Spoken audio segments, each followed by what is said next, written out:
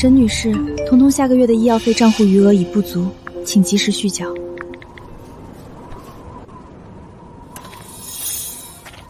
代驾是吗？走吧。明天的相亲局你必须准时到，顾氏需要这笔联姻注资，你别由着自己的性子。我的婚事不当做董事会的筹码，挂了。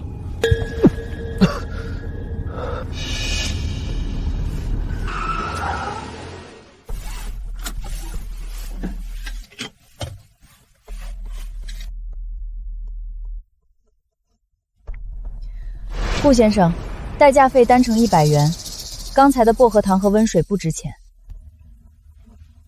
你认得我？顾氏集团的总裁，财经新闻上常客。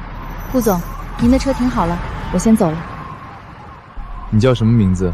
联系方式留一个，后续有需要可以点你的单。沈曼。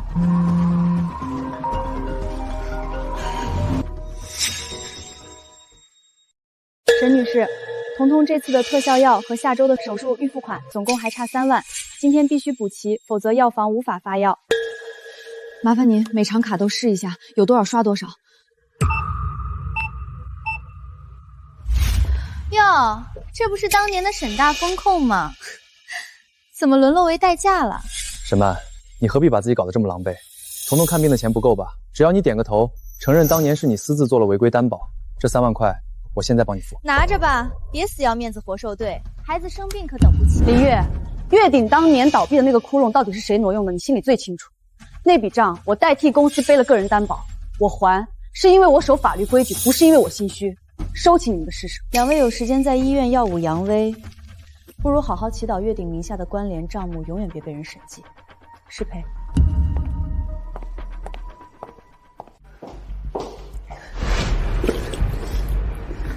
陈先生，那个女人沈曼，她现在在到处监制还债，似乎还没有放弃查当年的账。您看是不是该压一压她？知道了，翻不起浪来。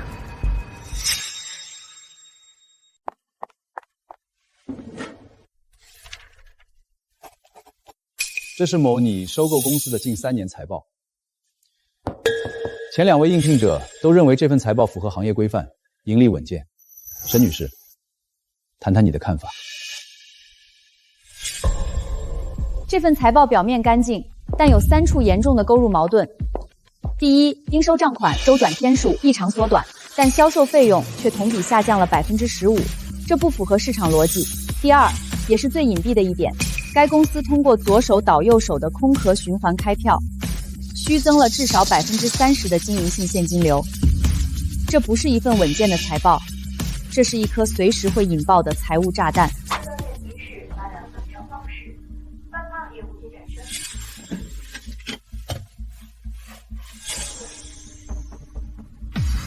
沈女士，你的履历非常漂亮，曾是星兰资本旗下咨询公司的风控一把手。坦白说，以你的资历，应聘顾氏的顾问属于屈就，能问问原因吗？让所有人出去，把他请到总裁办。昨晚的事还没正式谢过沈小姐。顾总，你的笔试和面试都是第一，没想到面试官会是您。顾氏需要你这样一眼能看穿账面伪装的人，聘期3年，总裁特聘风控顾问，薪资是行业最高标准的2倍。我看过你的征信记录，你名下有一笔数目不小的担保债务。如果你愿意，顾氏可以以公司名义先为你预支安家费，或者直接由法务部出面替你平息这笔债务压力。顾总，谢谢您的好意，但机会我接，钱我自己挣。我只接受与我付出的劳动完全对等的报酬，那笔债我自己会一分一分还清，不需要代偿，也不需要同情。好，我尊重你的原则。那现在进入工作，这是集团推进了3个月却卡在最后收尾阶段的蓝天资产包尽调项目。高层和法务都说账目没问题，但我直觉不对。3天时间，帮我理顺它。好，3天后我给您答案。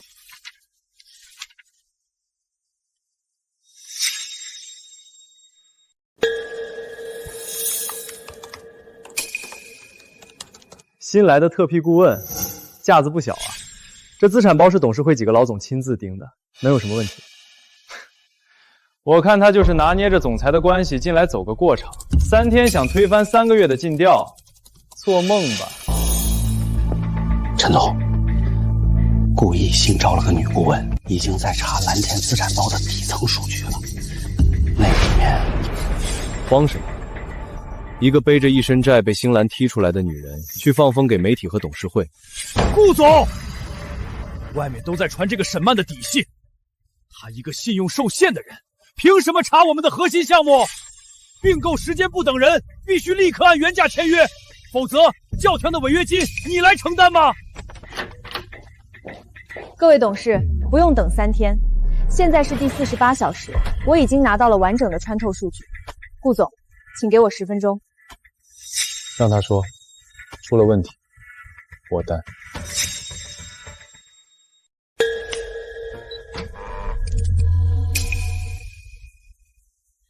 这是蓝天资产包对外的合并报表，看起来资产总额高达12个亿，完美无瑕。但是通过我对底层14家空壳公司的股权工商穿透发现，这其中有7个亿的资产是通过月顶经贸进行虚假关联交易、自我循环注资抬高上来的空气资产。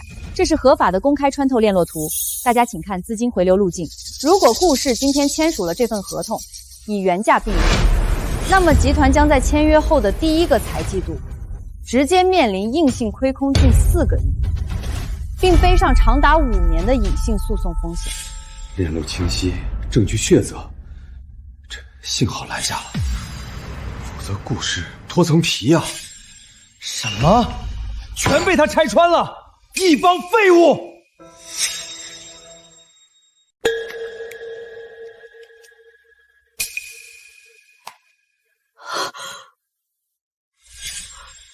林月，是你！当年让我背上巨额债务的手段，和今天一模一样。我不要情绪，我要凭证。只要顺着顾氏接下来的商业审计查下去，当年的假账凭证链一定能合法。蓝天的案子你立了大功，怎么一个人在这哭？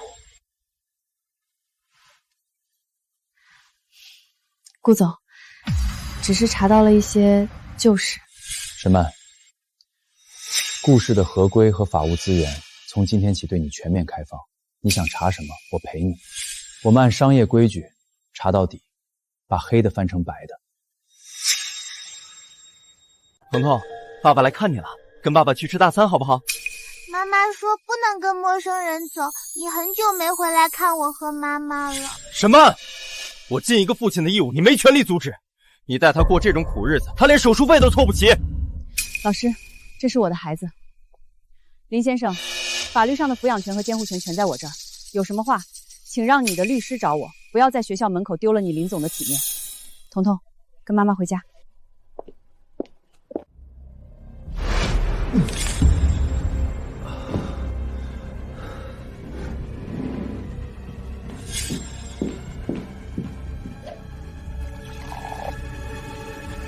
含着，慢点喝水。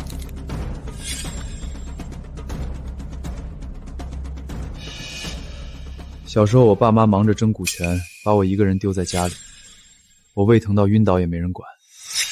从那以后，人人都以为我刀枪不入，其实我只是习惯了没人理。顾总，以后胃疼自己也得记着含一颗，没人疼自己就自己疼自己。拿着吧。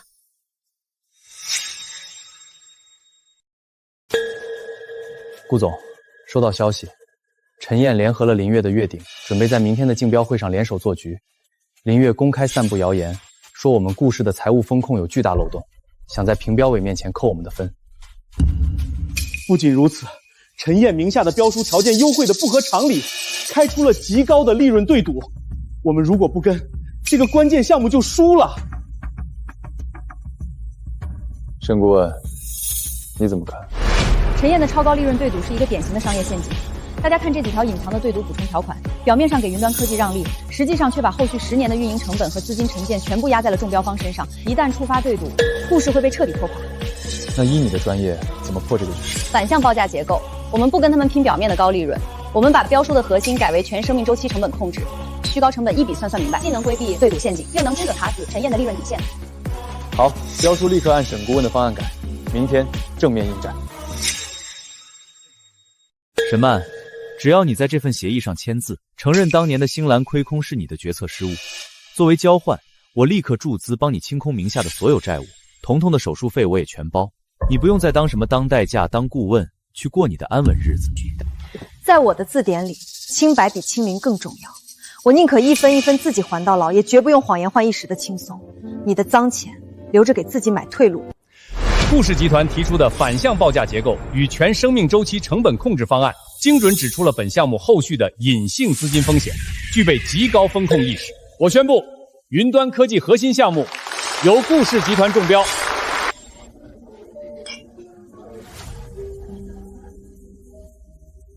沈顾问，合作愉快。这一仗打得漂亮，下一仗我们一起按规矩把当年的案子查个底朝天。好，顾总，下一仗我们一起调动集团所有的合规资源，正式立案调查2年前星兰资本的底层关联账目。林月和陈燕，一个都别放过。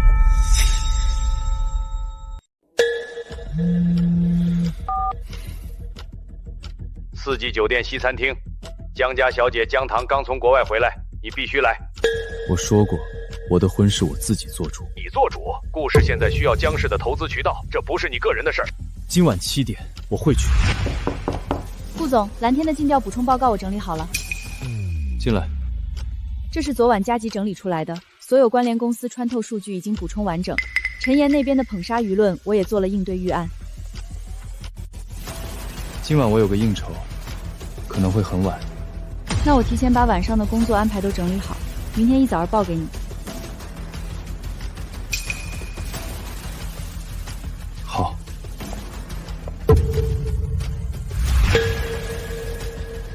沈顾问，你知不知道今晚顾总要去见谁？我不打听老板的私事。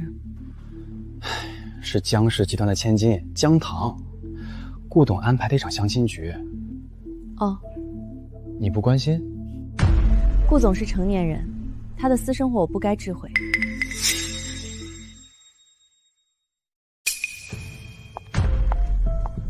顾总，久仰大名，我爸常提起你，说你做事雷厉风行，是商界难得的青年才俊。江小姐过奖了，江氏在行业里也是标杆，有机会合作是我的荣幸。听你这语气，今晚这顿饭你是不太情愿？我其实也不想来，但架不住我爸唠叨。看来我们处境相似。不如这样，我们就当交个朋友，应付过这顿饭，回去也好交差。好。顾总，今晚聊得还算愉快，如果不介意，以后有合适的项目可以合作。好，保持联系。你放心，回去我会跟我爸说我们不太合适，这样你也好交差。抱歉，耽误你时间了。没什么，我也不是来找对象的。走了，拜拜。怎么这么快就结束了？你不送送江小姐？她不需要我送，我们谈完了，各走各的。你这是什么态度？我跟你说，江家的联姻对你和顾氏都有好处。爸，我尊重你，但我的婚事我自己做主。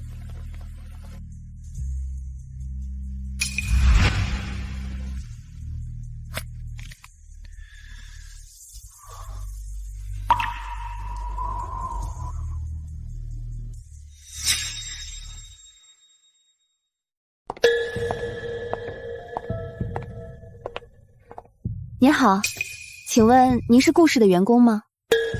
是的，我是总裁特批顾问沈曼。请问您是？江棠，我父亲和顾伯伯是世交，今天顺路过来看看顾总。江小姐您好，顾总现在应该在会议室，我让人带您上去。沈顾问，我听说顾氏最近新招了一位很厉害的女顾问，原来就是您，难怪顾总对你赞不绝口。江小姐过奖了，我只是做好本职工作。沈顾问在顾氏工作多久了？刚入职不久，还在熟悉阶段。沈顾问以前在哪儿高就？我之前在星兰资本做财务风控。星兰啊，听说那家公司出了些事，沈顾问能全身而退。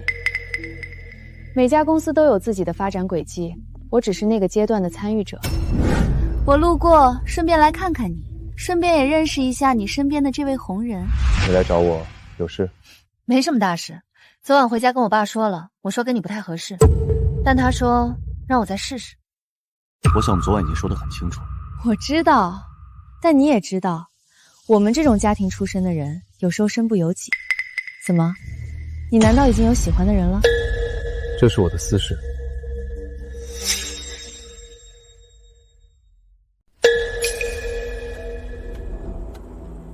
顾宇，这是怎么回事？爸，这是沈曼，我的特聘顾问，这是他女孩彤彤，今天正好一起吃饭，我就带他们来了。你带一个下属来参加家宴，成何体统？彤彤，别怕，来，叔叔带你去找好吃的。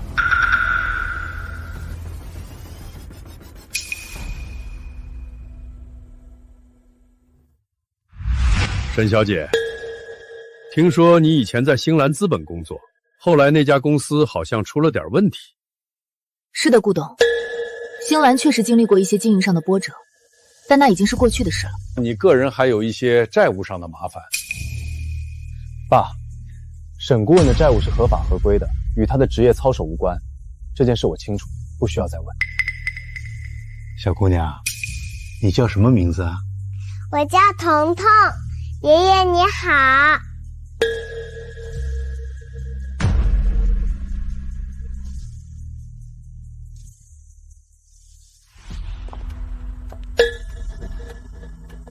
沈小姐，你女儿很可爱，谢谢。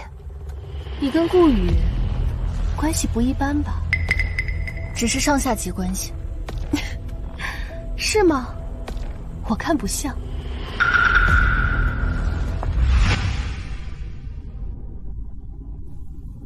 微微疼的叔叔，不要生病，彤彤会担心。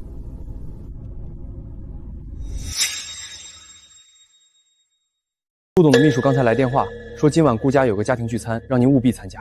又是相亲局的铺垫，不去。顾总，这次是家宴，顾董说只是家里人吃顿饭，没请外人。包括谁？听说江小姐也会在。我说了不去。可是顾董说，如果您不来，他会亲自来公司接你。几点？晚上7点，在老宅。彤彤恢复得不错，再过几天就可以出院回家休养了。谢谢医生。妈妈，等彤彤出院了，我们可以去找会胃疼的叔叔玩吗？叔叔很忙的，我们不能去打扰他。顾总，有什么事吗？今晚顾家有个饭局，我爸非要我去，我推不掉。那你好好吃顿饭，应酬一下就行了。你能帮我一个忙吗？今晚饭局，我想带你还有彤彤，就当带他改善一下伙食。好，但我只负责吃饭，不负责应付你爸。成交。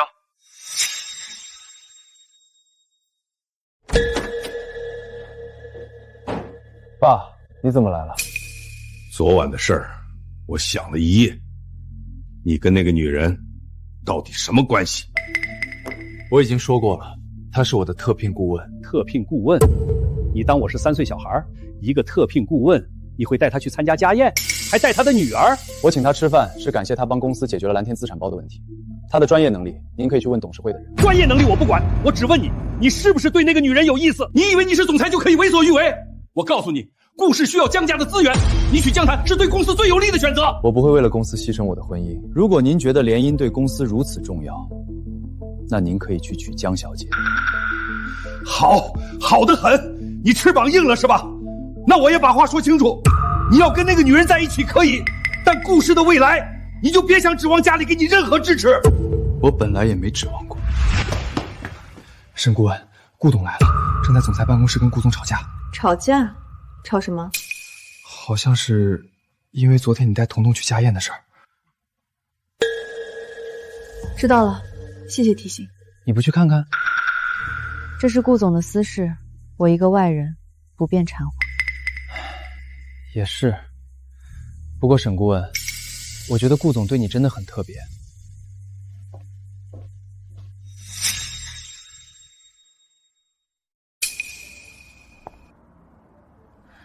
沈小姐，方便聊几句吗？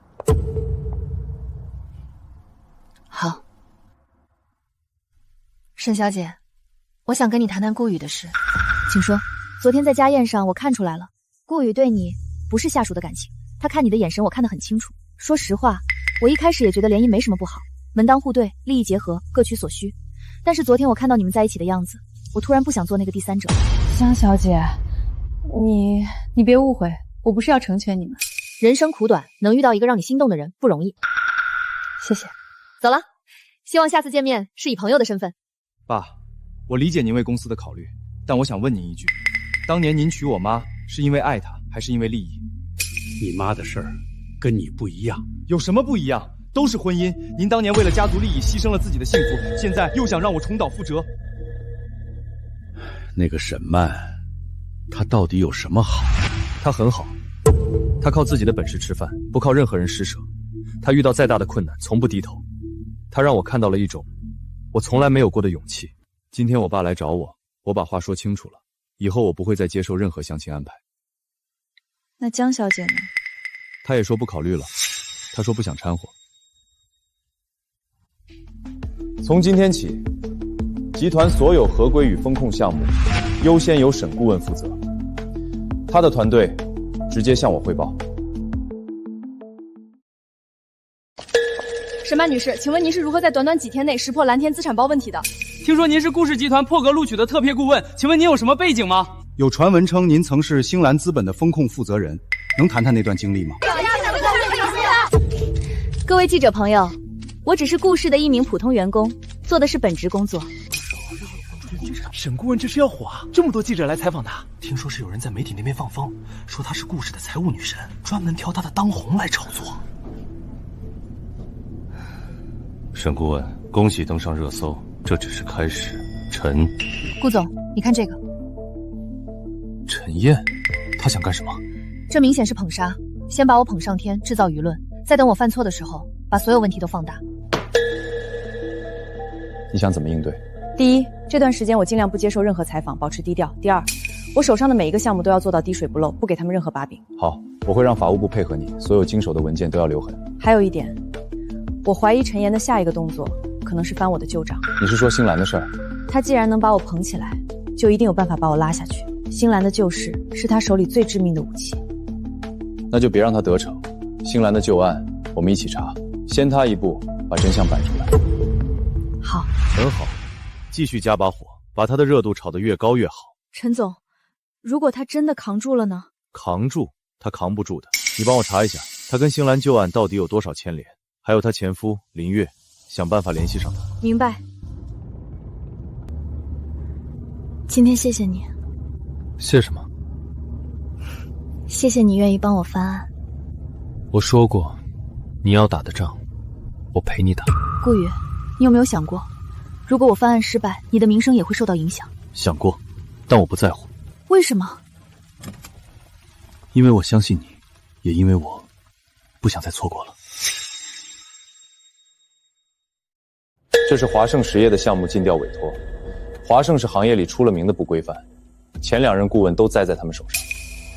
而且华盛的实控人齐总跟陈燕私交甚密。时间线呢？常规尽调周期是2周，但华盛要求压缩到10天。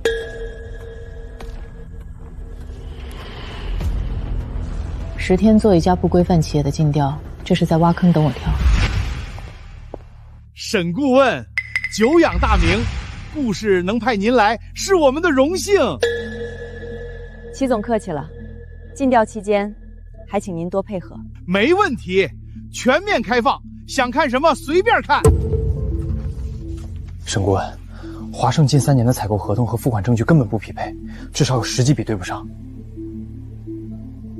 赵明，你看这份供应合同的日期，今年3月的，这不是关键，你看合同条款里的付款条件，金额后面有几个数字被涂改过。华盛的账目太整齐了，整齐到像被人提前整理过。这份合同是临时填的。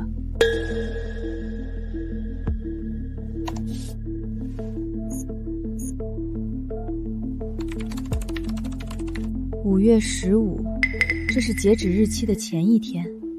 这是一个经典的时间差陷阱。尽调截止日期前，这笔账会被做平，看起来一切合规。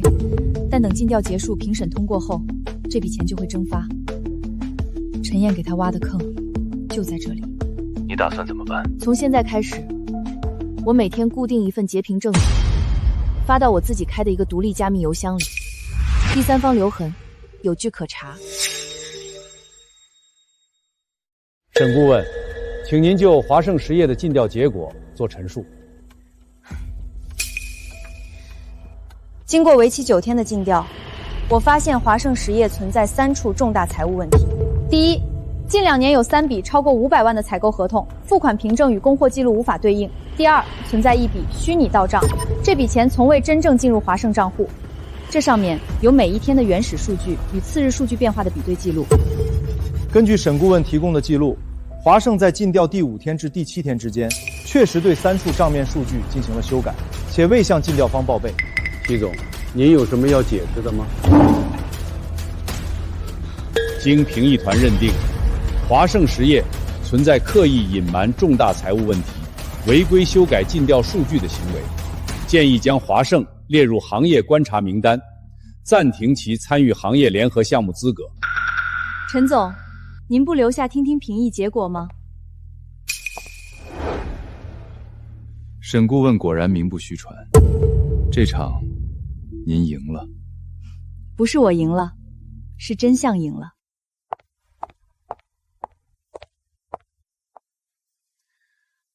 听说你当场拆了陈燕的局。沈顾问不仅拆了局，还让华盛上了行业观察名单。这下陈燕想借华盛做跳板的算盘全毁了。做得很好。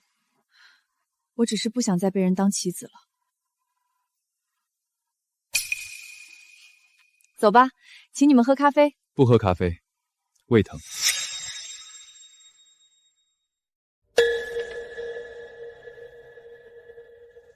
你是说华盛那笔虚假到账款，跟当年星兰的担保贷款，走的是同一家银行的特殊通道？不仅是同一家银行。你看这里，我当时只注意到资金最后流向了林月的控制账户，但从没深究过中间这一层。鼎汇商务咨询注册时间在担保贷款签署前1周，法人是一个叫吴海的人，这个人曾是粤鼎经贸的法务顾问。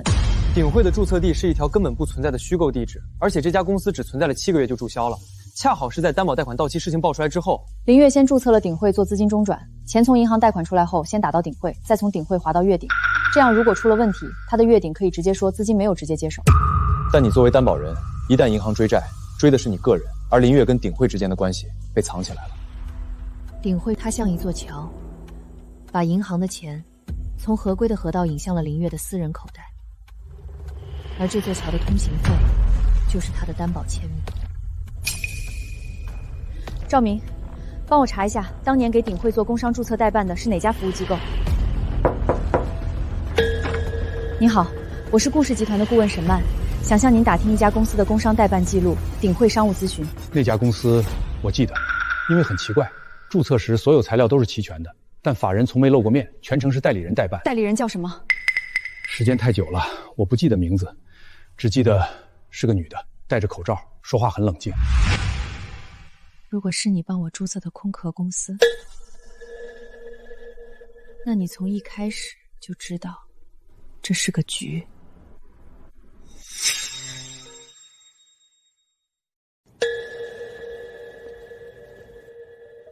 沈曼，好久不见。周姐，谢谢你愿意见我。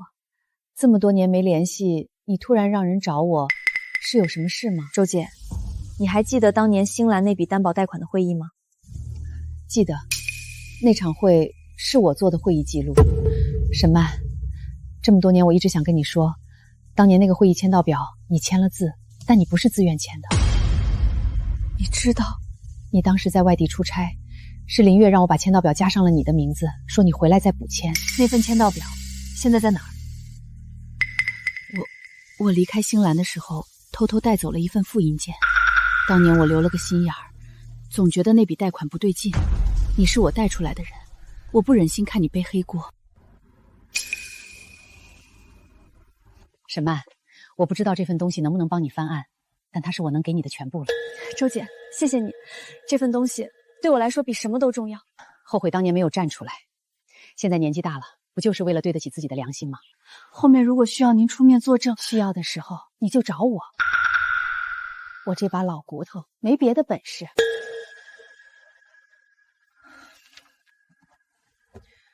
傅建一会不会被留在了星兰的档案室里？赵明，帮我查一件事：星兰资本破产清算后，他的全部档案被委托给了哪家机构保管？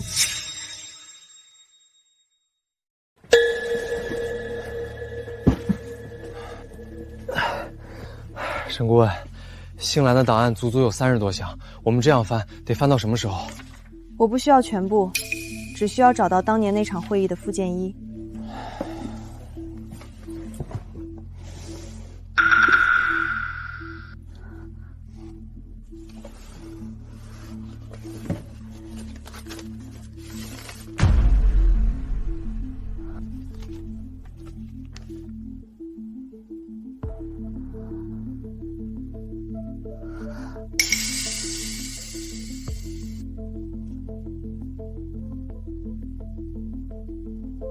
苏婉替我没到场的代签签名，跟他提交的正式签到记录对不上。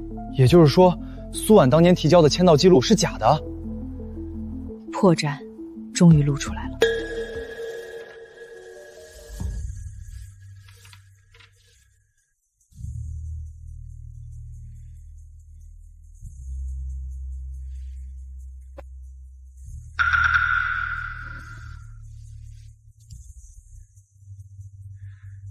苏婉，你从一开始就不是旁观者，你是参与者。顾宇，我找到了一个破绽，苏婉当年提交的签到记录很可能是伪造的。有确凿证据吗？有一份附件说明，写明是苏婉替我代签的，跟他提交的官方版本对不上。但这份东西目前还只是孤证。孤证不利，你还缺什么？缺佐证。如果能找到当年那场会其他参会人员的口述记录，或者第二份书面佐证，就能把他破绽钉死。我来帮你想办法，明天让人调当年相关名单，看能不能找到还留在行业里的其他参会者。谢谢你。说实话，这次如果不是你帮我调动资源，我连档案的边都摸不到。以茶代酒，祝贺沈顾问大胜归来。应该敬顾总信任我，让我去打这场硬仗。你知道我为什么信你吗？因为你在所有人都不敢接的时候接了，在所有人都会手忙脚乱的时候，你提前留好了每一步证据。这个行业里聪明人很多，但像你一样又聪明又谨慎的人不多。谢谢。我送你回去。不用麻烦，我打车就行。沈曼，下周故事有个内部复盘会，我想请你来做一场公开的经验分享。复盘会？那是经理级以上的会议，我去合适吗？合适。我想让所有人都看看什么是专业。妈妈，加油！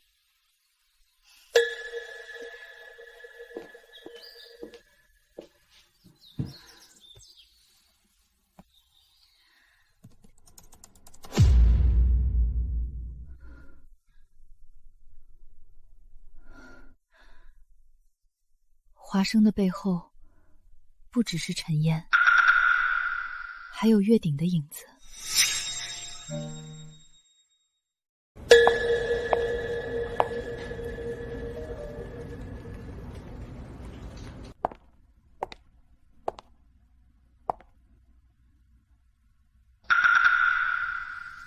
听说了吗？月鼎那边在传，说沈顾问当年在星兰离职，是因为他手脚不干净。真的假的？看着不像啊。出什么事了？从昨天开始，行业里几个主要的交流群里都在转发一条消息，说您当年在星兰离职，是因为挪用公司资金被内部处置过。标准的林月风格，不做实，不点名，不给证据，只放风，让谣言自己发酵。我已经让公关部介入，准备发声明澄清。不用急，现在发声明只会让人觉得我们心虚。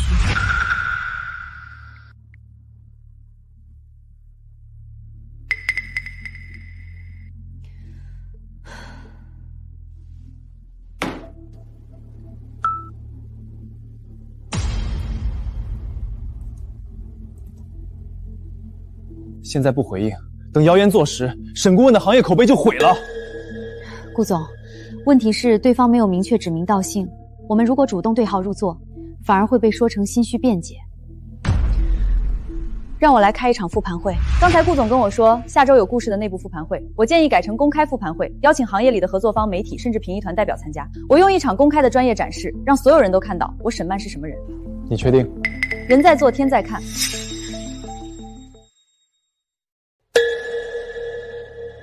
各位同仁，欢迎来到顾氏集团的项目复盘会。今天我要复盘的项目是近期备受关注的华盛实业尽调案。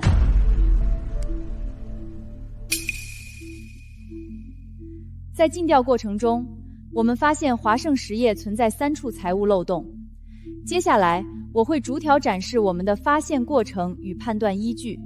我理解这个问题，正好今天我带来了一份文件，星兰资本当年我在职期间的工作交接清历，上面清晰写明，我离职时经手账务全部核清，无任何遗漏与违规。我不打算对任何未经证实的传闻做一一回应，但我的职业记录可以交给任何人去查，查得出问题我认，查不出来，我希望造谣的人也能认。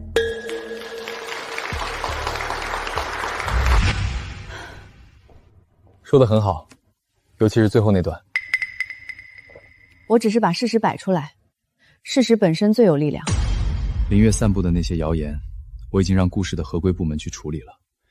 我们会以不实信息影响合作方判断为由，上行业自律委员会发起备案，不需要你出面。你想帮我扛？不是帮你扛，是让造谣的人知道，动你的人要付出代价。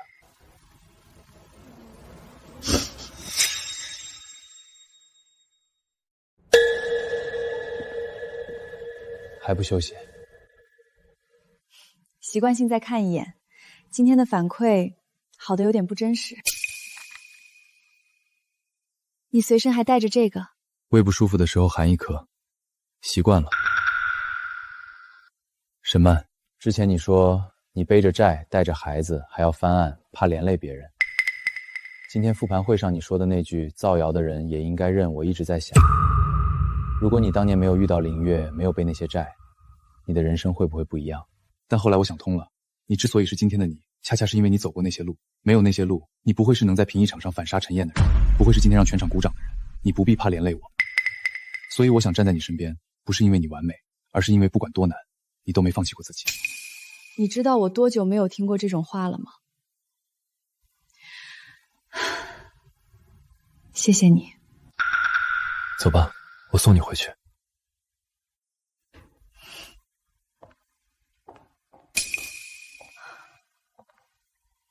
林月可能会狗急跳墙，他今天能造我的谣，明天说不定就会去动别的棋。你的意思是？我担心他可能去找陈燕，如果他们2个联手，下一步就不是造谣这么简单了。我明天就让赵明盯紧陈燕那边的动向，你做好你的事儿，后面的事儿我们一起扛。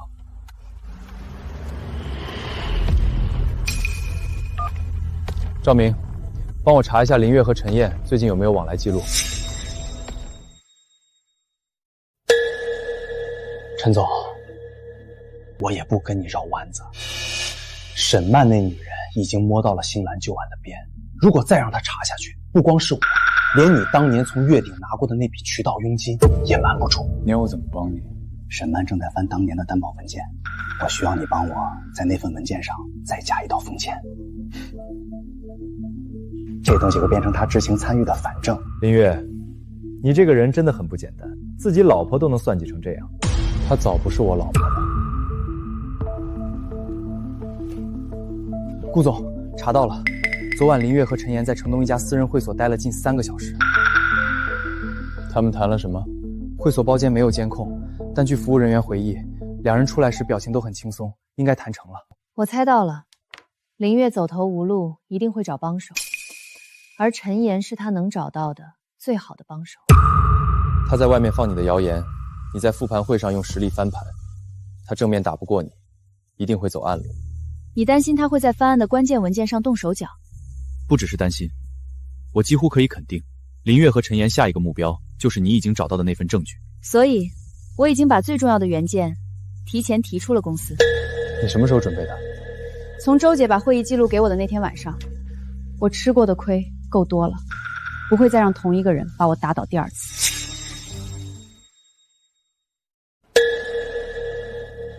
顾总，您今天一整天都没怎么吃东西，要不要先回去休息？没事，把这份方案看完就走。顾总，顾总在楼上好像不舒服，赵助理刚打电话叫了车。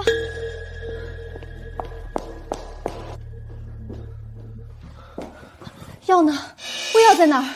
顾总平时不常吃胃药，只有薄荷糖。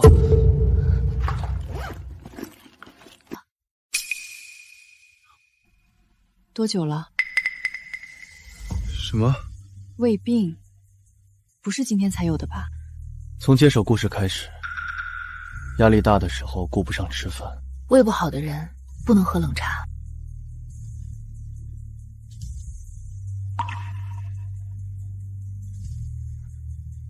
上次你说你背着债带着彤彤怕拖累别人，我也怕胃疼的时候身边没有人，怕一个人撑着撑着就不想撑了。那你现在不是有人了吗？妈妈，今天在学校乖不乖？乖，老师还表扬了我写的日记。妈妈，今天中午爸爸来找我了。他跟你说了什么？他说妈妈在跟坏人作对，让我劝妈妈别查了。彤彤，妈妈想告诉你，你爸爸说的坏人不是真的，妈妈在做的事儿是让坏人不再欺负好人。可是妈妈，爸爸还说，如果妈妈继续查下去，他会让妈妈不好过。妈妈，会胃疼的叔叔今天怎么没有来？彤彤，妈妈问你一个问题。如果有一天那位叔叔真的成了咱们家的人，你高兴吗？高兴，这样妈妈就不用一个人哭了。妈妈以为我不知道，但我看到过，晚上妈妈一个人坐在阳台上，以为我睡着了，其实我没有。妈妈以后不会再一个人哭了。午休时间，顾预约沈曼在天台见面。什么事儿这么神秘，还要约在天台？沈曼，我有话想对你说。从小到大，我习惯了什么事儿都自己扛，联姻也好，胃病也好，故事的风浪也好，我从来没想过有一天会有人愿意跟我一起扛。但你出现了，不是以拯救者的身份，是以并肩者的身份。所以我想告诉你，我喜欢你，不是感激，不是欣赏，是喜欢。你知道我的情况，带着彤彤翻案的路才走了一半，你跟我站在一起，意味着要面对林月的报复，陈燕的商业围路。这一路走来，哪一仗你没有跟我站在一起？你要打的仗，本该有人并肩。好，先把我们各自的仗打完。你的故事危机，我的翻案都结束了，我们再谈以后。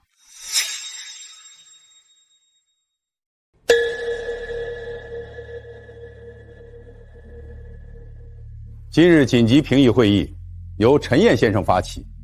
陈先生，请陈述您的申诉内容。我这里有一份文件，是沈曼女士在星兰资本任职期间亲笔签署的一笔担保贷款授权书。根据这份文件，沈曼女士当年明知这笔担保贷款的利率、期限、担保额度均存在重大风险，仍然签字通过。如今她已被冤枉自居，但这份白纸黑字的签字就是她知情同意的铁证。那份文件是真的？签名是真的，但签字时的场景是假的。我被设计了。签那份授权书的时候，林月告诉我，那是一份常规的合规确认书，根本没说上面写的是担保贷款的授权。林月在签名页上做了手脚。对，授权书的正文用了极小的字画，他在我签字之前把签字页翻到了负责那一页，我以为是负责确认，其实是担保授权。但你能证明吗？很难，因为签字的场景没有第三人在场。签名是真的，但签字的日期旁边有一个小小的水渍痕迹。当年苏婉提交的那份签到记录，上面的日期跟授权书上的日期是同一天。如果他2点30到了会场，为什么会在4点10分才签这份授权书？而周姐的会议记录又证明他根本没有到场。时间上的矛盾就是伪造的痕迹，但它其实是翻案的钥匙。顾总，不是我们不信任沈顾问，但现在陈燕拿出来的那份文件确实有沈顾问的签名。如果这件事处理不好，顾氏的所有项目都会被拖下水。我们建议在事情水落石出之前，让沈顾问暂时回避顾氏的核心项目。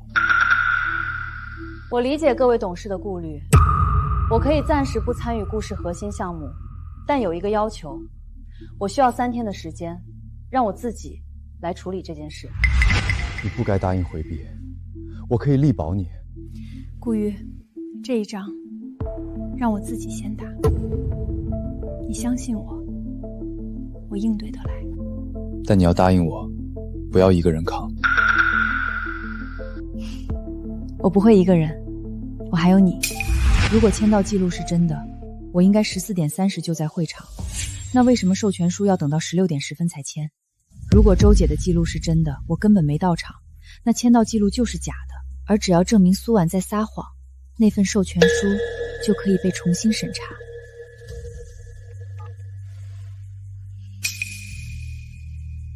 周姐，明天我需要你出面做一件事。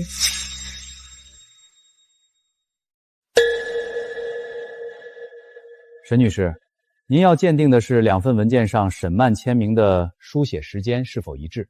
对，我想确认的是这2份文件上的签名。从笔记的压感、墨迹的渗透程度和书写习惯来看，这2份文件上的签名确实是同一个人写的。但是，这份授权书上的日期印章和签到记录上的日期印章用的不是同一枚章。有什么区别？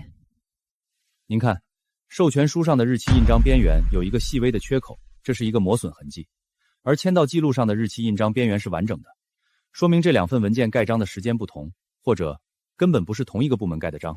那签字的时间呢？能不能鉴定出授权书上的签字是在签到记录上的时间之前还是之后？这个需要做墨迹分层老化测试，但需要原件进行破坏性起样，您确定吗？我确定。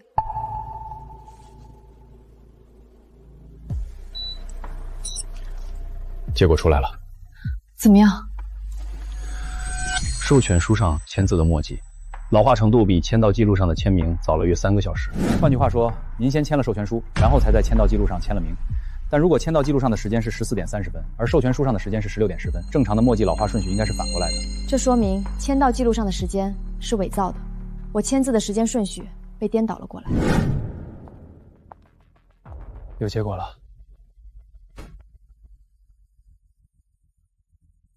墨迹测试证明，授权书的签字时间比签到记录早，签到记录上的时间是伪造的。所以，陈燕拿出来的那份铁证，反而证明了苏婉和周姐说的都是真的。对，他们以为那是杀我的刀，现在它成了我的盾。3天之后，我们一起上评议场。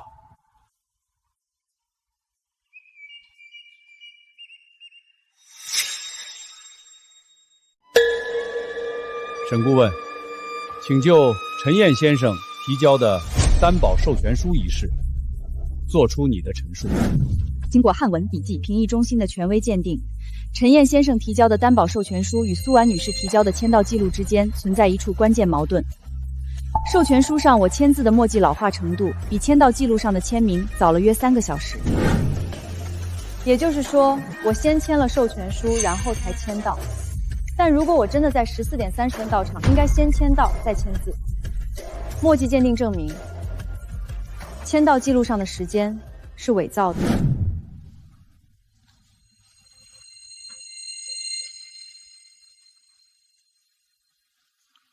陈先生，你对这份鉴定报告有什么异议吗？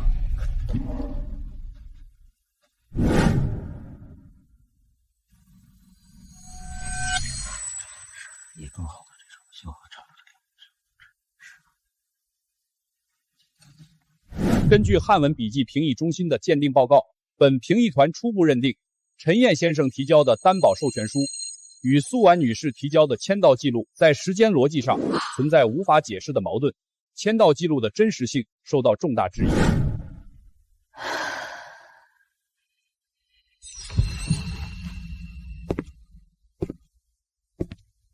评议团各位，我这里还有一份文件，是关于沈曼女士手中那些证据的来源说明。沈曼女士用来证明自己清白的那些会议记录和附件说明，据我所知，是她的前同事周瑾在没有获得任何授权的情况下，从星兰资本破产档案中私自取草。也就是说，他用来指控我们的证据来路不正。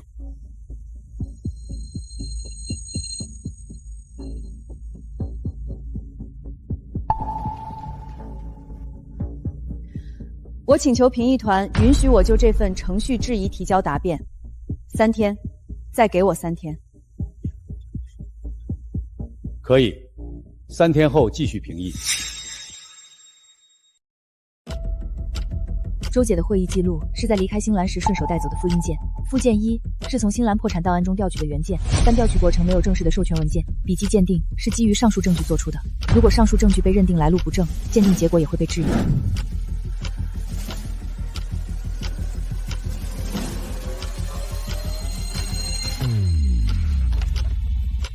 证据的来路也许不正，但真相的来路从来不靠盖章。沈顾问，这件事确实棘手。林月抓住了您的证据没有合法授权这个点，在程序上，评议团确实可以以此为理由，将那些证据做存疑处理。那怎么办？难道就让林月用这种下三滥的手段把真相压下去？沈曼，你在想什么？我在想，周姐带走那份会议记录的时候是未经授权。但如果他能证明他带走那些记录是为了防止证据被销毁，那这个未经授权的性质就不一样了。需要我承认，当年带走那些记录是故意的。周姐，我不需要你撒谎，我需要你说出你当年的真实想法，你为什么会带走那份记录？我承认，当年我从星兰带走那份会议记录没有经过正式授权，但我当时这么做，是因为我亲眼看到林总让人把风控委员会的其他会议记录全部销毁了。我带走那一份不是偷，是怕真相没了。评议团的各位，我理解程序正义的重要性，但当程序成为掩盖真相的工具时，程序的权威是用来保护真相的，不是用来掩埋真相的。每一位证人、每一份文件、每一个取证的步骤，我都可以公开透明的还原给你们看。评议团需要会议，请各位稍后。我听说，你现在为了那个女人，连顾氏的董事会都敢顶。爸，我不是为了那个女人，我是为了真相。真什么相？他摊上的事儿是整个行业的丑闻，你帮他就是让顾氏跟他一起脏。如果帮一个被冤枉的人找回清白就是脏，那我宁可顾氏不要那么干净。爸，您从小教我做人要有担当，沈曼的事我看到了真相，我不可能装作没看见。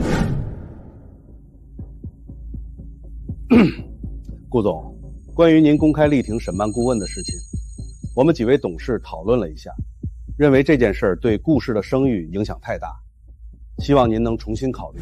各位董事，我理解你们的顾虑，但我想请你们明白一件事：从今天起，我会以个人名义为沈曼的清白背书。如果他的方案有任何问题，我个人承担全部责任。顾总，这可不是开玩笑的事儿。我知道，与顾氏无关。我听赵明说了你在董事会上的话。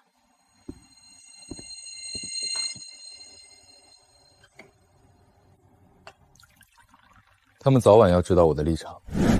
顾宇，你没必要用个人名义为我背书，万一方案出了什么岔子。不会出岔子，我信你。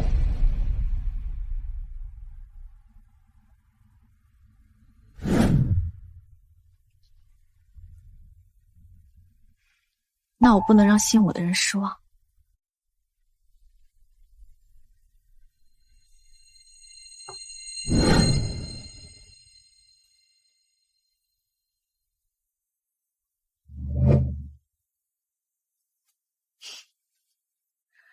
彤彤，妈妈很快就能给你一个堂堂正正的家了。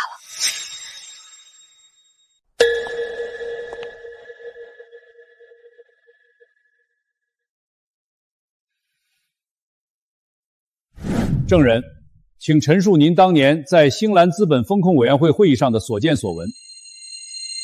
那天的会议，沈曼没有到场，他在出差，是林总林月让我在签到表上把沈曼的名字写进去。你胡说！你有什么证据证明是我让你写的？林总，您忘了吗？您当时跟我说沈曼不在，你替他签上，以后补。会议记录也得写他到会了。我当时觉得不对劲儿，但我不敢顶撞。会后我留了个心眼儿，偷偷复制了一份会议记录。周姐的会议记录与苏婉女士提交的签到记录，在关键细节上存在根本矛盾。会议记录写明了我不在场，由人代签，而签到记录却显示我正常到会。苏女士，你能否解释一下，为什么你的签到记录跟周姐的会议记录对不上？苏女士，请回答沈顾问的问题。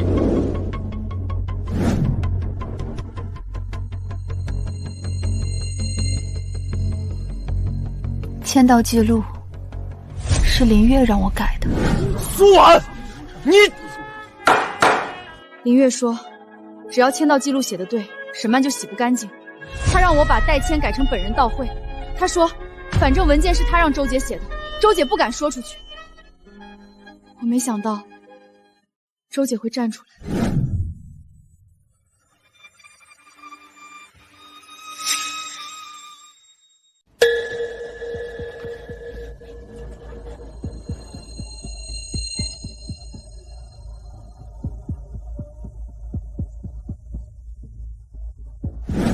经本评议团合议，现就沈曼女士与陈燕先生之间的担保授权书争议作出以下认定：汉文笔记评议中心的鉴定报告与证人周敏的当庭陈述相互印证，足以认定沈曼女士在担保授权书上的签名并非基于真实意思表示。签到记录存在伪造痕迹，担保授权书的签署流程存在重大瑕疵。本评议团认定，沈曼女士不应对该笔担保贷款承担个人责任。陈燕先生的指控不成立。3年了，1000多个日夜里，他背着这个黑锅，一个人扛着债，带着彤彤，在寒夜里开代驾，在无数个深夜里怀疑自己还能不能撑下去。他不承担责任。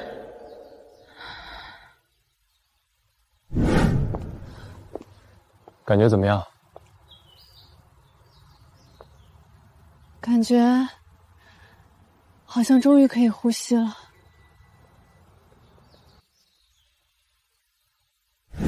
顾宇，这只是第一步，我的清白只还了一半，让被设计变成被还清清白，只是澄清了我没有主动作恶，但要让人知道这整件事就是一场针对我的陷害，我还没有做到。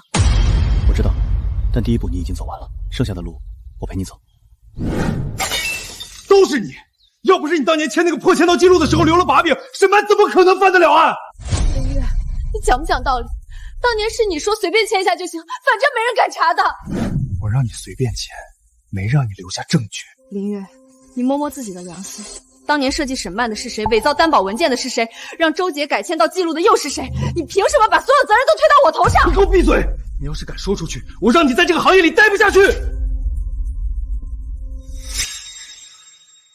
林总，你当初跟我联手的时候，可没说你那个老婆会当庭反审。我也没想到苏婉那女人会临阵倒戈，谁知道沈曼给她灌了什么迷魂汤？评议团的认定虽然只是第一步，但行业里的风声已经变了。我这边原本打算趁股市动荡收购他们核心资产的计划，也被迫搁置了。陈总，咱们好歹是一条船上的人，你帮我压住翻案，我帮你拿下顾氏，这个交易还算数吧？交易的前提是你能压住翻案。现在呢，苏婉反水，周姐作证，评议团已经认定了沈曼不担责，你觉得我还需要你吗？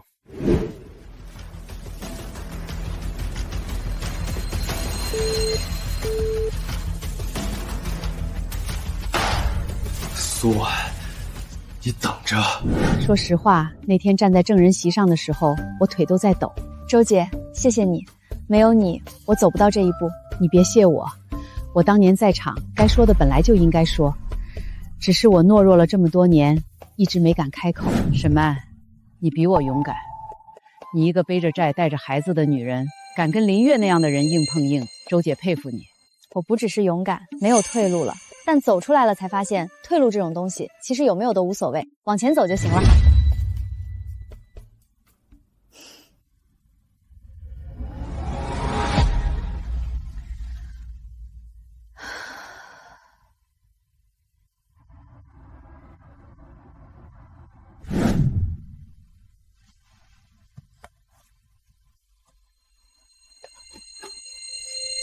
快了，很快就能把你清掉了。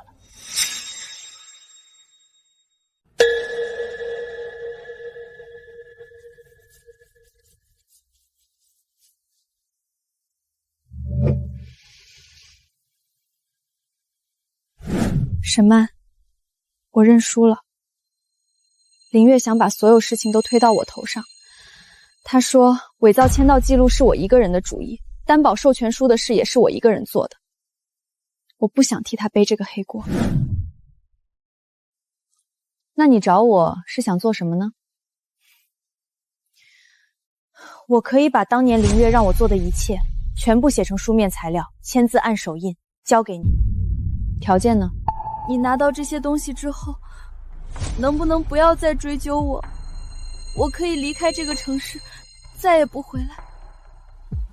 苏婉，我不需要你消失，我需要你做一件事。什么事？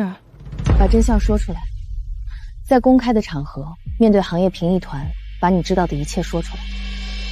公开作证？那林月会？林月现在已经没有能力伤害任何人了，评议团已经认定担保授权书无效，他的信誉在行业里已经破产了。我需要你为你自己做过的事做一个了结，你的退出不能是逃跑，应该是面对。你不恨我吗？恨过，但我没有时间一直恨一个人。苏婉，你来找我，说明你心里还有一点想要做对的事儿的念头。抓住那个念头，把它变成行动。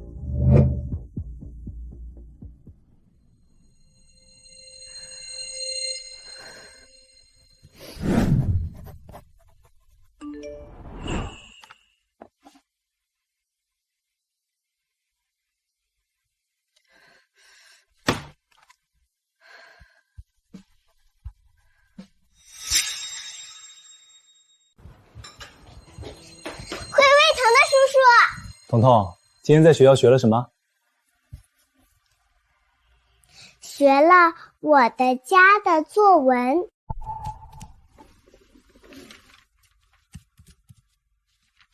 我的家里有妈妈和我，妈妈说是2个人，但我觉得应该是3个人，还有会胃疼的叔叔。妈妈，我想问你一件事。什么事啊？会胃疼的叔叔以后会一直跟我们在一起吗？彤彤为什么会这么问？因为昨天爸爸给我打电话了，爸爸在电话里说让我劝妈妈不要赶尽杀绝。他说如果妈妈再查下去，他就要把妈妈搞臭。彤彤，你爸爸做的事儿是错的，他伤害了你妈妈，但是这不代表你不好，你是妈妈的好孩子，跟爸爸做的事儿没有关系。叔叔，你不要走，你做我爸爸好不好？好。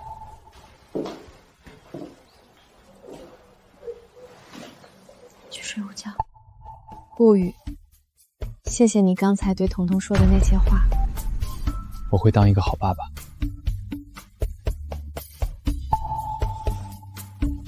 叔叔，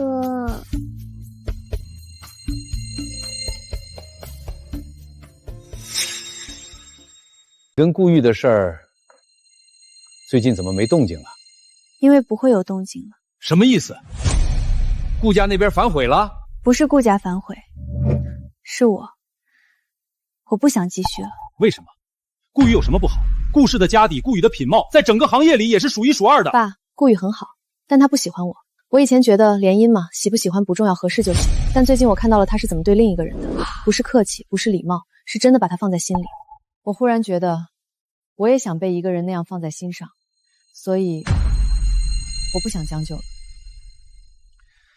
罢了，你的婚事你自己做主吧。沈顾问，我今天约你出来是想跟你说，我退出了。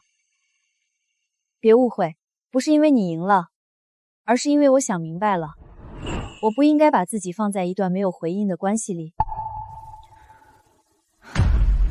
顾宇是个很好的人，但他心里的人是你，不是我的。江小姐，谢谢你的坦诚。别叫我江小姐了，叫我江棠吧。说不定以后我们还能做朋友。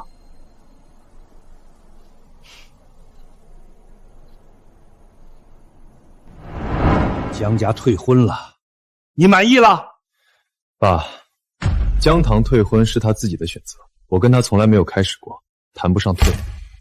你就那么看重那个女人？不是看重，是我认定她了。爸，我这辈子从来没有求过您什么，但这一次，我希望您能试着了解她，不是通过别人的嘴，是通过她的行动。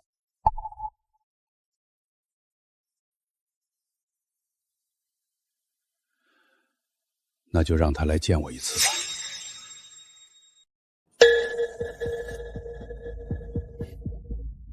顾氏最近在忙什么？顾宇主要精力放在帮沈曼翻案上，对核心资产的关注有所松懈。另外，顾氏正在筹备下季度的新品发布，资金链处于阶段性紧张期。机会正好，联系我们的资本联盟，启动对顾氏旗下晨光科技的收购攻势，利用顾氏最近的舆论风波，把估值压到最低。我要让顾宇知道，帮沈曼翻案的代价是什么。顾总，出事了！陈燕集结了一个资本联盟，对晨光科技发起了收购要约，报价比市场估值低了将近30%。什么理由压价？他们拿顾氏最近卷入行业评议的事做文章，说顾氏管理风险上升，资产价值存在不确定性，媒体的风向也被带起来了，晨光科技的市场口碑在快速下降。晨光科技是顾氏最核心的技术资产，如果被陈燕拿下，顾氏等于被人扼住了咽喉。陈燕选的时机很毒。顾氏刚刚经历舆论风波，资金链确实处于阶段性承压期。他现在出手，用的是经典的趁你病要你命打法。我明白，但现在如果硬抗收购，需要占用大量流动资金，会影响到下季度的新品发布。那就不要硬抗，让我做一次完整的价值复盘。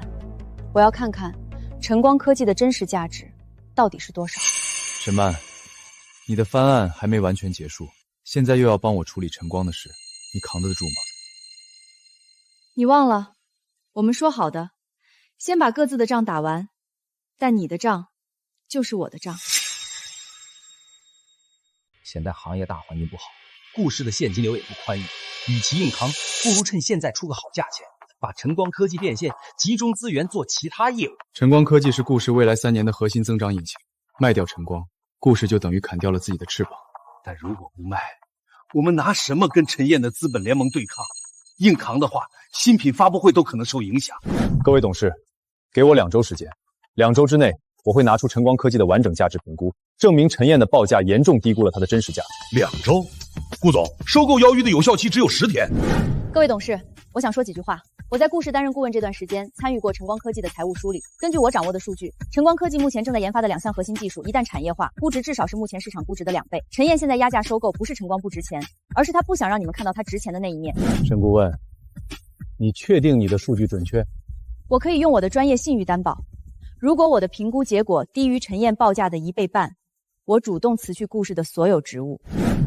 那就这样定了，10天之内，由沈曼顾问主持完成晨光科技的全方位价值复盘。散会。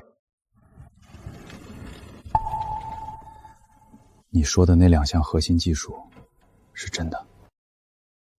有一部分是，但另一部分我需要用10天时间把它变成真的。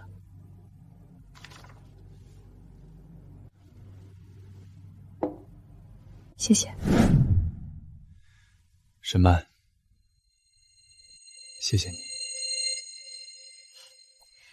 先把谢字留着，等我把陈燕打退了，你再谢。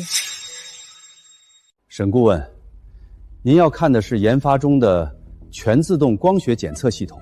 对，我需要了解这个项目的技术成熟度、产业化时间表以及市场对标。这个系统如果成功量产，可以把工业光学检测的精度提高2个数量级，成本降低40%。目前全球范围内只有2家公司在做，而且技术路线跟我们不一样。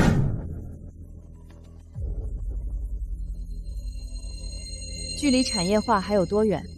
技术上大概还需要6个月到1年，但资金上如果有足够的投入，可以压缩到3个月。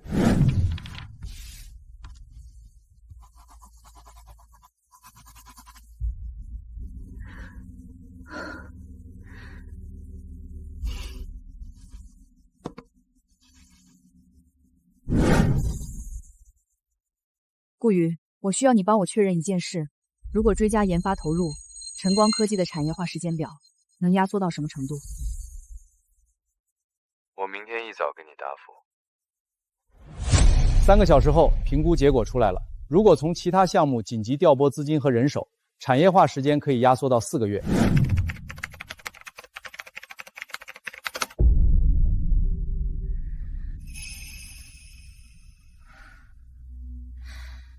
晨光科技的真实价值是陈燕报价的3倍。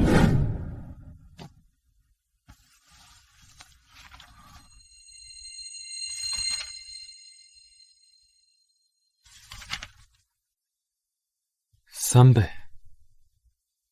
你是怎么做到的？陈燕只看到了晨光科技现在的盈利能力，但我看到了它的未来。那些正在研发中的技术，一旦产业化，会让晨光科技的市场地位发生质变。陈燕的报价是趁火打劫，而我的估值是物归原主。好，那我们就把趁火打劫的人好好教育一下。陈燕的策略是低买，那我们就把他的算盘变成高位接盘。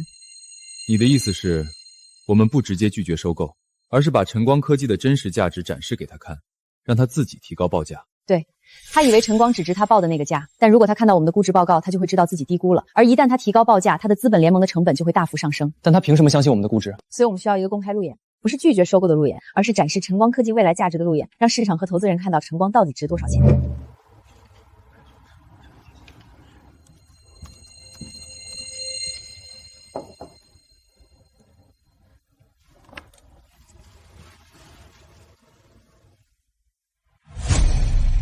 你不用陪我熬的。你需要有人在旁边。外套上有他身上的薄荷糖味道，清清淡淡的，莫名让人安心。反收购结构最终成型，核心思路是2条：第一，通过公开路演展示晨光科技的真实价值，让陈燕的低买策略破产；第二，设计一个回购权条款，如果陈燕的资本联盟收购成功，晨光科技的核心团队将触发离职条款，带走核心技术。沈顾问，这个设计太狠了，如果陈燕真收购了，拿到的只是一个空壳。我不会让他成功收购的，这个回购权条款只是一个压舱石，让他投鼠忌器。沈曼，你有没有想过，等这些都结束了，你想做什么？想把债还清，想带彤彤去做她一直想做的那个手术，然后什么？然后想开一家自己的公司，不是依附在任何人的羽翼下，是我自己站起来的。那我会是第一个客户。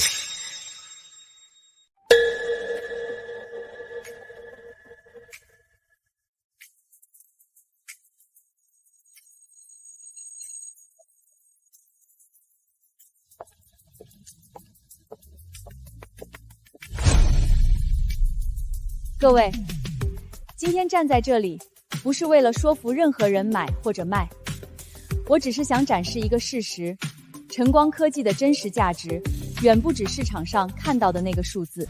我用一种业内常用的价值评估方法，对晨光科技的全生命周期价值做了重新测算，结论是，晨光科技目前的真实价值是市场估值的3倍。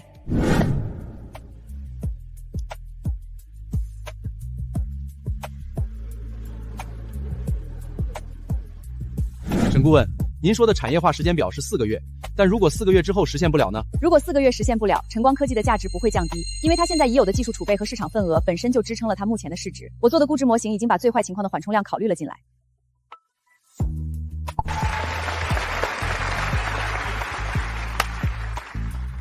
沈顾问，你的路演做得很好，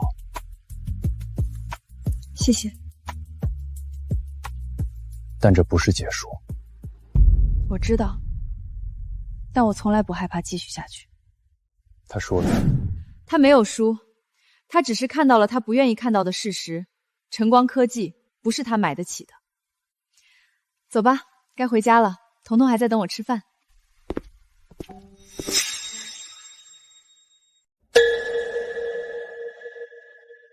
陈总，资本联盟那边在问收购邀约还要不要继续推进。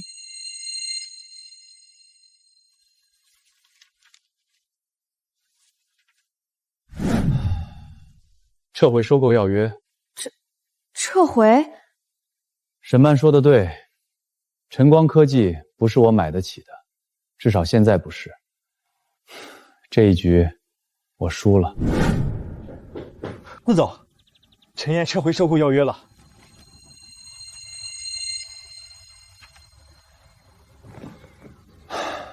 他做到了。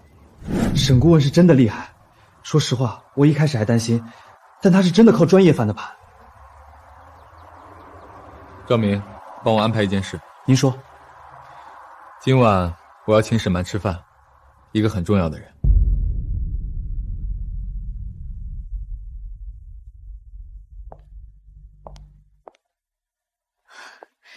今天是什么日子啊？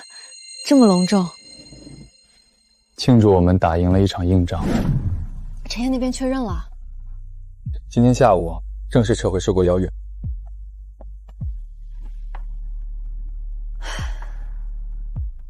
那就好。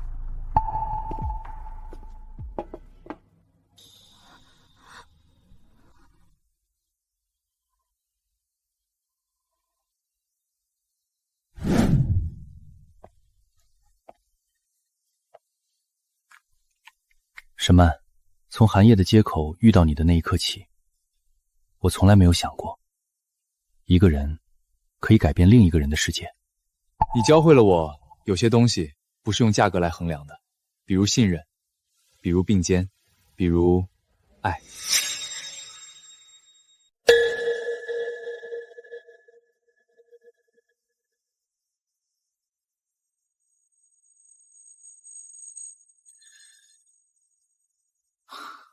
爸，我带沈曼来见你。顾伯伯，您好。我看了你们的路演报道，晨光科技的事，我听说了。你做得不错。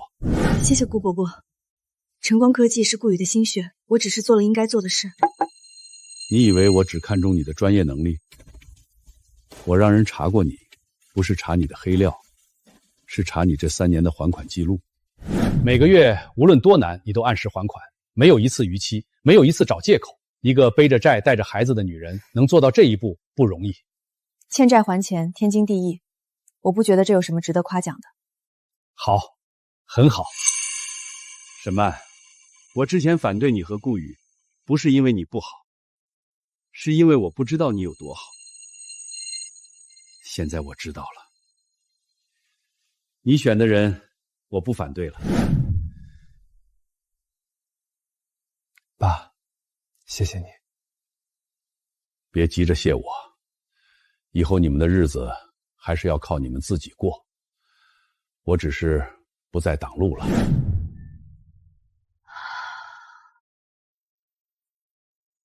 感觉怎么样？感觉好像又多了一个家人。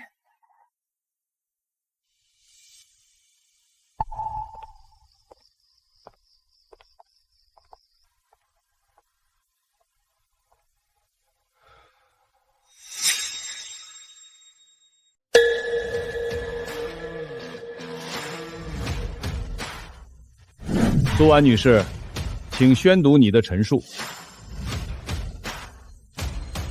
我，苏婉，就星兰资本担保授权书伪造一事，作出以下陈述。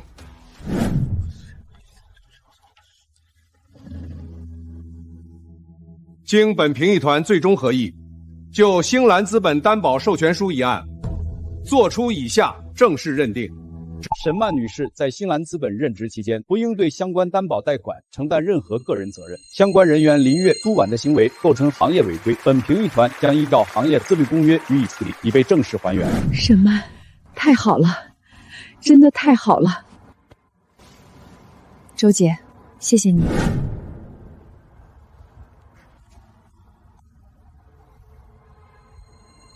结束了。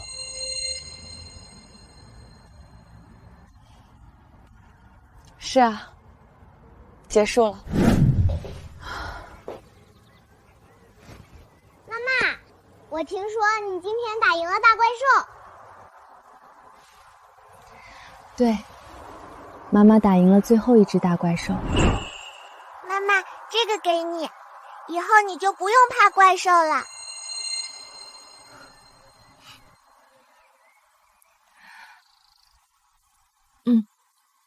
妈妈不怕了。这是他最后一笔债务的还款。这笔钱是他3年来每个月从薪资里省下来的，是他加班的每一分钟，熬的每一个夜，一点一滴攒出来的。沈女士，转账已完成，您的贷款已全部结清。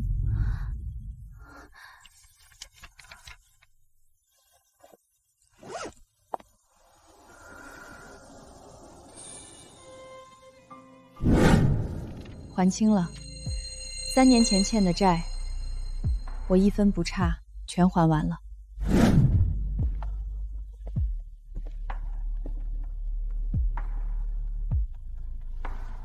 沈曼，你是我见过最倔的人。倔不好吗？好，特别好。妈妈，这里面是什么呀？是妈妈的战利品。战利品是什么？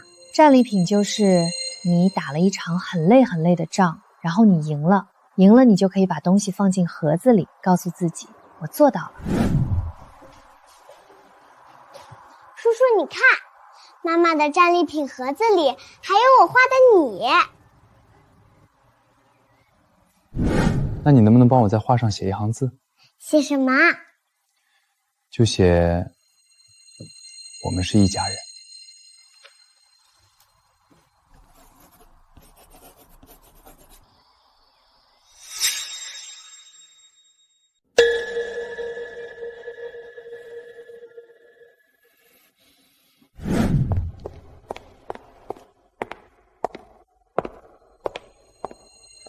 我知道，我的商业生涯已经彻底结束了。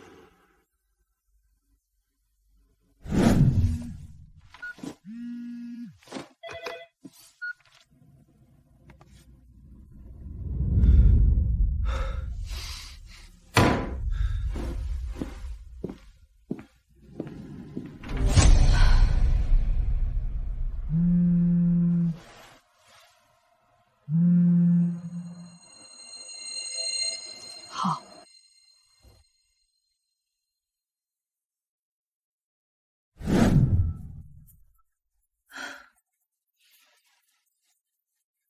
你原谅他了？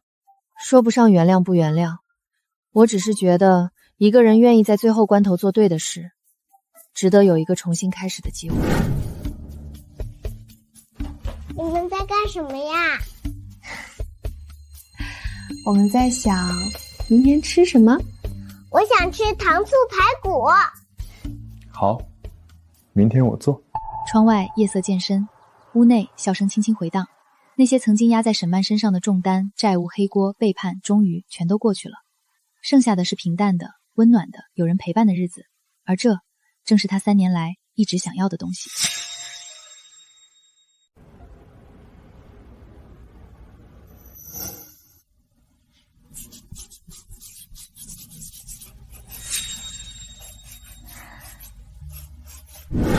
彤彤在画什么呀？秘密，等一下你就知道了。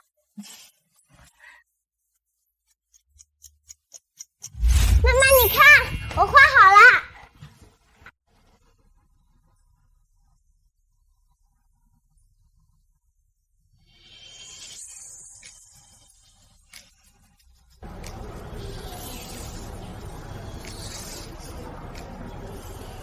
妈妈，我们会一直这样3个人在一起吗？会的，妈妈保证。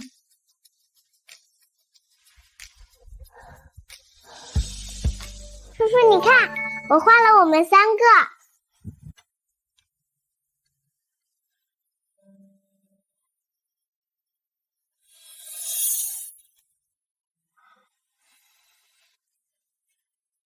这幅画，我可不可以拿走？你要拿走吗？我想把它放在我的办公桌上，这样每天上班的时候，我都能看到你们。好，那送给你。医院那边来消息了，彤彤的手术可以排期了。费用方面，费用我来出，你帮我安排了最好的医疗资源，我已经很感激了。费用的事，我自己承担。好，但有一个条件，手术那天我要在。好，一定让你在。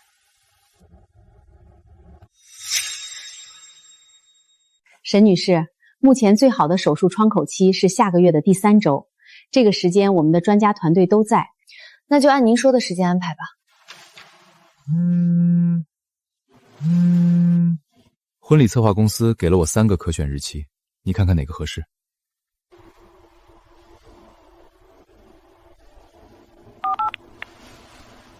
看到日期了，你觉得哪个合适？顾宇，彤彤的手术排期下来了，是下个月的第3周。那还用选吗？可是……没有可是，婚礼可以等，彤彤的手术不能等。顾宇，不用谢，我们是一家人。妈妈，那叔叔的婚礼怎么办呀？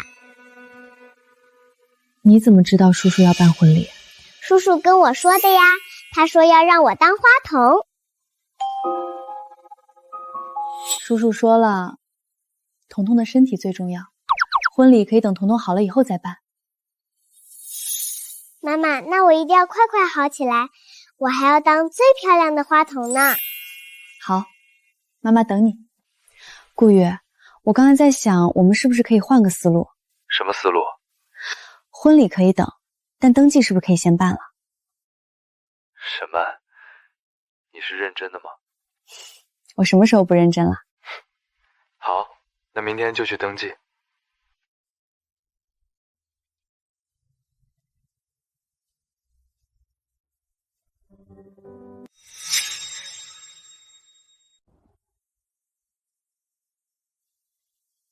紧张吗？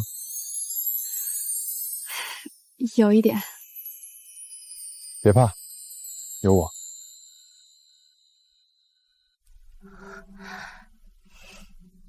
顾宇，我们真的结婚了。结婚了。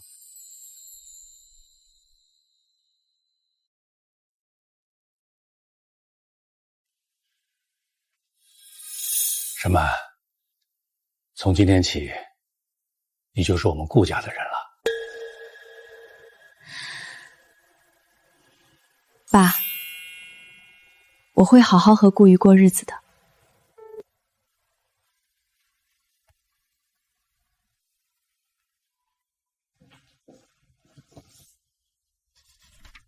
妈妈，这是什么呀？这是妈妈和叔叔的结婚证。哇，那叔叔是不是真的变成爸爸啦？还不是，等你手术好了，我们办婚礼的时候，叔叔就正式做你爸爸，好不好？那你要说话算话。叔叔说话一定算话。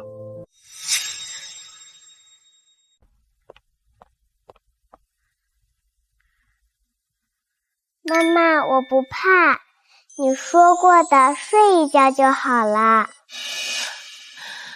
对，睡一觉就好了。妈妈在外面等你。彤彤，加油！等你出来，叔叔给你买最大号的棒棒糖。拉钩。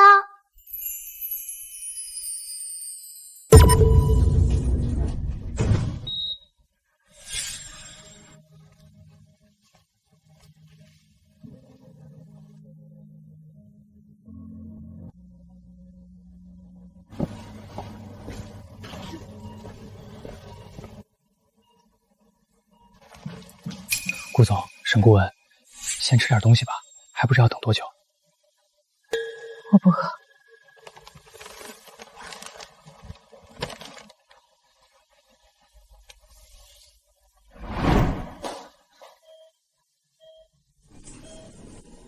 手术很成功，孩子现在在恢复室，麻醉过后就会醒，后续留院观察一段时间，没有特殊情况就可以出院了。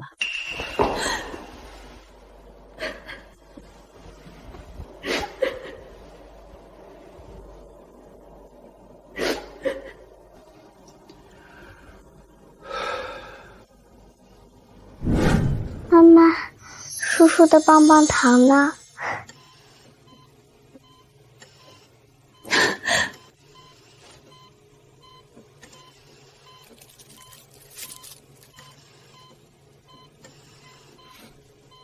答应你的，叔叔说话算话。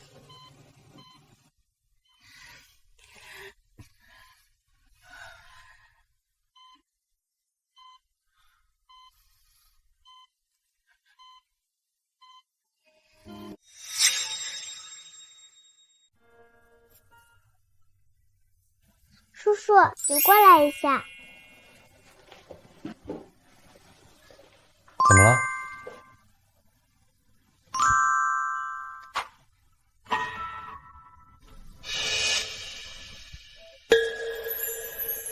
叔叔，这个给你。妈妈说这个盒子陪了她很久很久，以前她难过的时候就会打开看看，后来她认识了你，就不难过了，所以我想把它送给你，因为你是让妈妈不难过的人，而且你也答应要做我爸爸了，这就算是我的定情信物。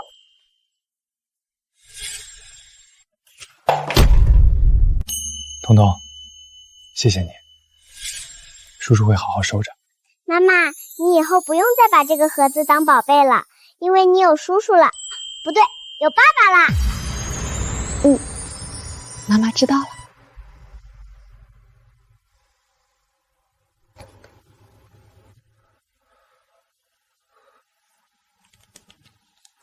给爸爸。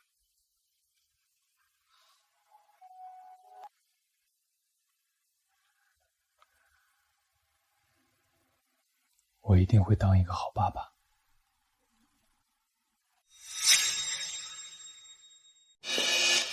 今天怎么有空来找我？彤彤那边都安顿好了？周姐帮忙在照顾他，我今天来是想跟你谈一件事。你说。我想创立一家自己的商业咨询公司。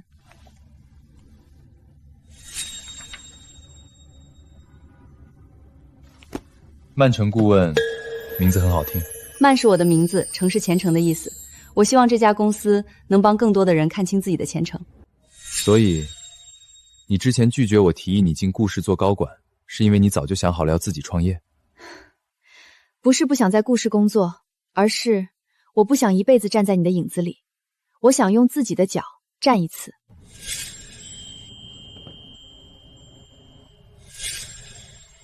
你需要什么支持？我不需要你帮我投钱，启动资金我自己攒够了。我需要的是你的信任和一个不干涉我的空间。那成交。成交。那妈妈以后是不是就不用在顾叔叔的公司上班啦？对，妈妈要自己开公司。这是我的压岁钱，给你开公司。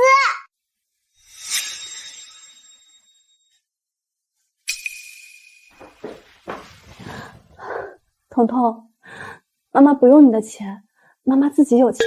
不行，你拿着，万一不够呢？但他心里有一个声音越来越清晰，他一定要把这件事做成，不是为了证明给谁看，而是为了面前这个把存钱罐都掏给他的小女孩。沈曼，你这地方比我当年创业时还小。小不怕，够用就行。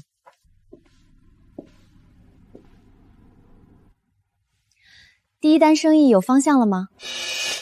有了，是一家做精密零部件的中型企业，叫丰瑞制造。他们遇到了和星兰当年类似的问题，账目被动了手脚，正在被合作方追责。沈顾问，我们是被冤枉的，那笔账不是我们做的，但我拿不出证据。张总，我需要3天时间，3天后我给你个答案。3天？3天。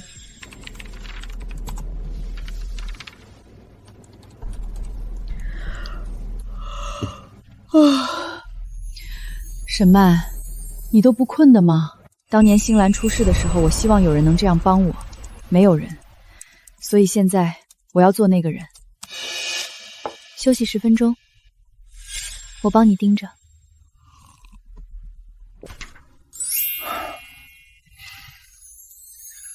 张总，误会了，我们继续合作。谢谢，谢谢。第一单成了。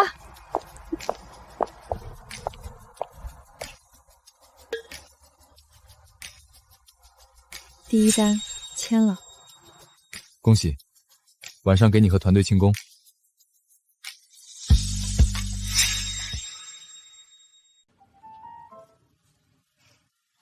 好看吗？好看，我是最漂亮的花童。妈妈，你明天也会很漂亮吧？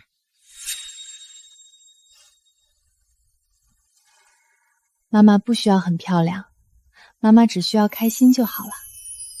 那你要开心哦。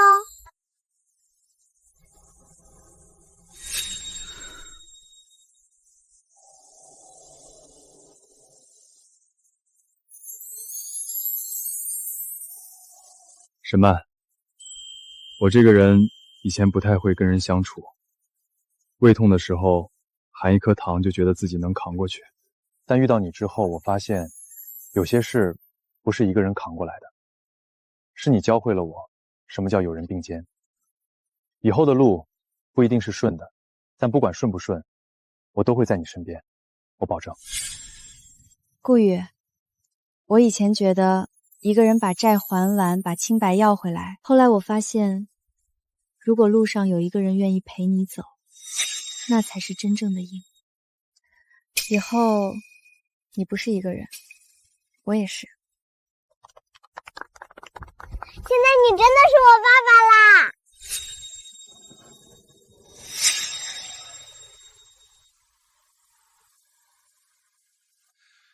我这个人嘴硬了一辈子，今天当着大家的面我就说一句：沈曼，欢迎你来到顾家。从今天起，你就是我女儿。